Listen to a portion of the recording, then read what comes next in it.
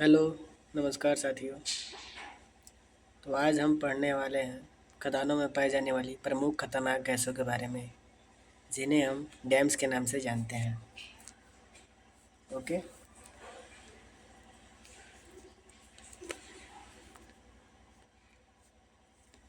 तो mine ventilation का ये आपका माइन एनवायरनमेंट का हो जाएगा सिलेबस या सब्जेक्ट, समझ लीजिएगा, जो एमपीपीएससी माइनिंग इंस्पेक्टर में आपका हेल्प कर सकता है और भी कम्पिटिटिव एग्जाम में।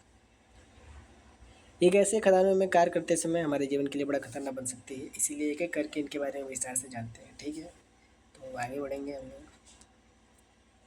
पहला हम लोग आते हैं वाइट डैम पर।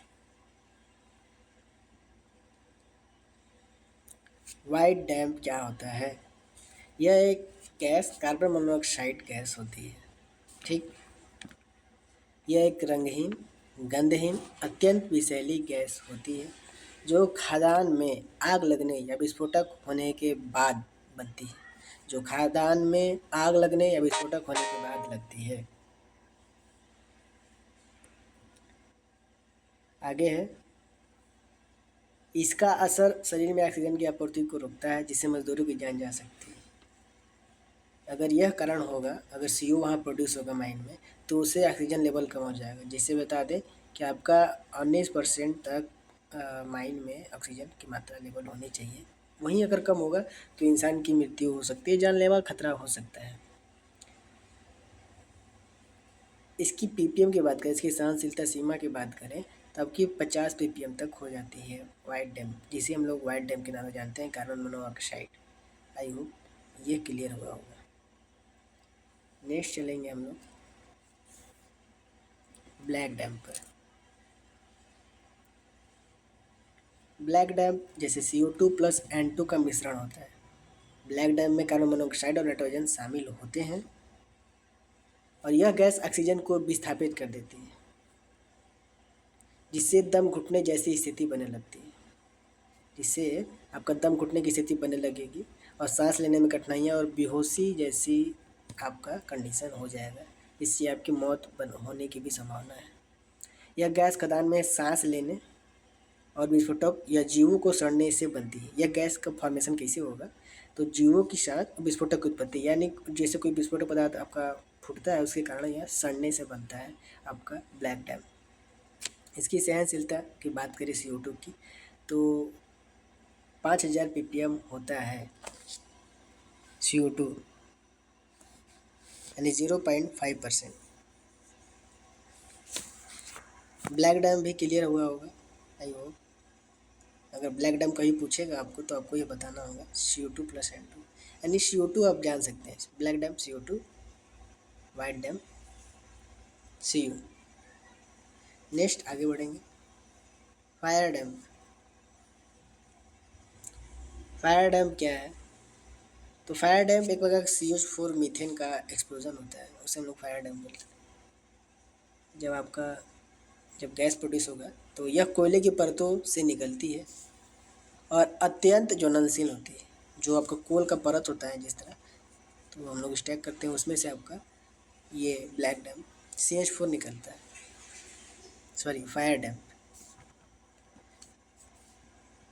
इसकी जो सांद्रता होती है विस्फोटक संभव, मतलब हवा के साथ मिलकर यह विस्फोट जब कर सकता है, तो 5 से 15% तक होता है। 5 से 15% तक होता है। और सुरक्षा के लिए इसकी मात्रा अगर सुरक्षित माने तो 1.25% से अधिक नहीं होना चाहिए माइन में आपका। जो CH4 होता है किसी भी कंडीशन में 1.25% से ज़्यादा नहीं होना चाहिए। जनरल बॉडी ऑफ एयर में आप लोगों ने यह पढ़ा होगा तो जानते होंगे। तो नेक्स्ट हम लोग देखेंगे स्टेक डैम।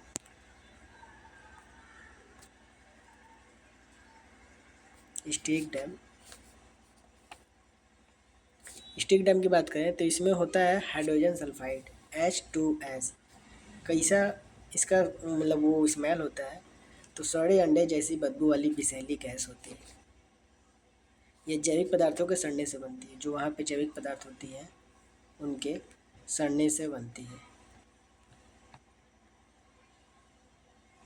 थोड़ी मात्रा में ही यह आँखों और गले में जलन पैदा करने लगती है। अगर मान लीजिए यह वहाँ पे प्रोड्यूस हो रहा है तो आपके आँखों में जलन होने लगेगी और आपको बेहोशी जैसी संभावना होने लगेगी। इसकी मात्रा जानलेवा हो सकती है, लेकिन उतना खतरनाक मतलब ज़्यादा होगा तो खतरनाक मतलब आपको जानलेवा मृत्यु तक की संभावना हो सकती है, इसलिए बचना ज़रूरी है। ये भी एक हानिकारक गैस है। इसकी सहनशीलता मतलब बात करें तो इसकी भी कोई ना कोई पीपीएम होगी। पीपीएम के बारे में अगर कोई पूछेगा तो बता दूँ, पार्ट पर मिलियन होता है, ठीक है। तो इसका 10 पीपीएम हो जाएगा स्टिक टाइम का। कहीं कहीं 8 भी दिया रहता है शायद, तो ये आप लोग कंफर्म करिएगा, फिर बताइएगा कि 8 होगा या 10 होगा। नेक्स्ट बढ़ेंगे आगे। ये गलत थोड़ा सा टाइपिंग हुआ है, खांसी गैस हो जाएगा।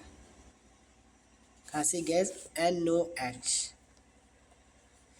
NO या NO2। इस गैस में NO या NO2 शामिल होते हैं। यह मुख्यतः विस्फोटकों के उपयोग से बनती है। जब वहाँ विस्फोटक होता है उसके उपयोगों से बनता है।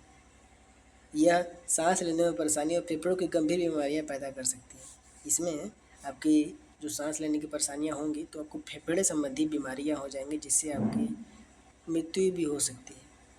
ये भी एक खतरनाक गैस है, नाइट्रोजन ऑक्साइड।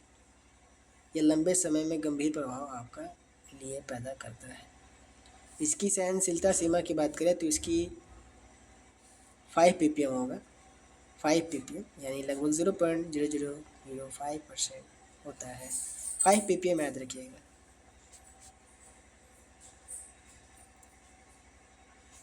नेक्स्ट, ये भी क्लियर होगा। कोई डाउट किसी गैस में होगा तो कमेंट करके बताइएगा, तो मैं उस पर आप लोगों को क्लियर कर दूँगा।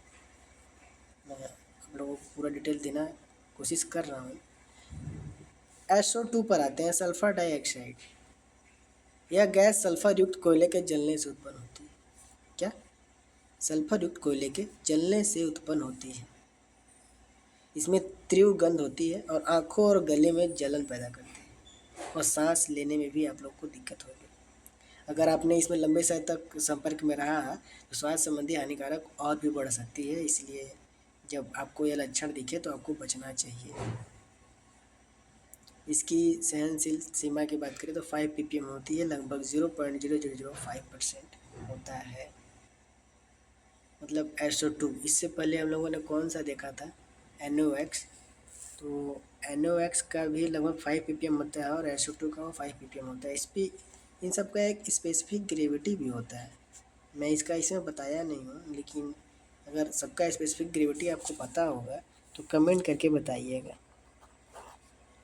नहीं तो फिर मैं इसके लिए एक नेक्स्ट वीडियो लाऊंगा और बता दूंगा स्पेसिफिक ग्रेविटी, ठीक है। तो ये लास्ट था आपका। आई होप आपको यह सारी गैसेस के बारे में समझ में आया होगा। अगर कोई डाउट या सवाल रह गया हो तो ज़रूर बताइएगा। मैं नेक्स्ट क्लास में आप लोग को इसमें और वीडियो ला के आप लोगों को क्लियर कर दूँगा। तो मिलते हैं ऐसे ही माइनिंग वेंटिलेशन इन्वायरमेंट के लिए क्लासेस लेकर। तब तक के लिए stay connected to our YouTube channel mining Sansar. अपने दोस्तों से शेयर करना बिल्कुल मत भूलिएगा, ताकि उनको भी हेल्पफुल हो। यहाँ मैं free of cost mining inspector की तैयारी करवा रहा हूँ, ठीक है। मिलते हैं नेक्स्ट वीडियो नेक्स्ट क्लास। तब तक के लिए जय हिंद, जय माइनिंग।